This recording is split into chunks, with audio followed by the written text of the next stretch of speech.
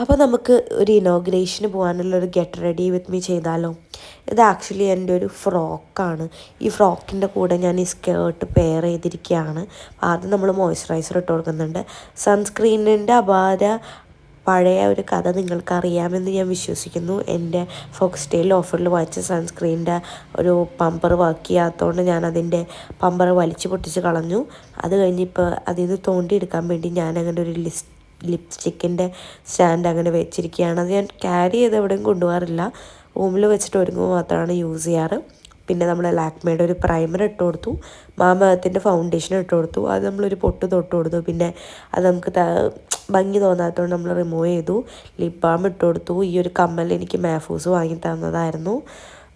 അത് കഴിഞ്ഞ് ഇത്രേ ഉള്ളൂ. ഇതാണ് നമ്മുടെ ഒരു ഓവർലോഡ് ലുക്കുകൾ. നമ്മൾ ഒരു ടോപ്പ് കുറച്ച് കഴിഞ്ഞപ്പോൾ ഒന്ന് പോയിട്ട് തേച്ചിട്ടുണ്ടായിരുന്നു. അപ്പോൾ കുറച്ചും കൂടി ഒരു എലഗൻസ് ഫീൽ ചെയ്യുന്നുണ്ടായിരുന്നു.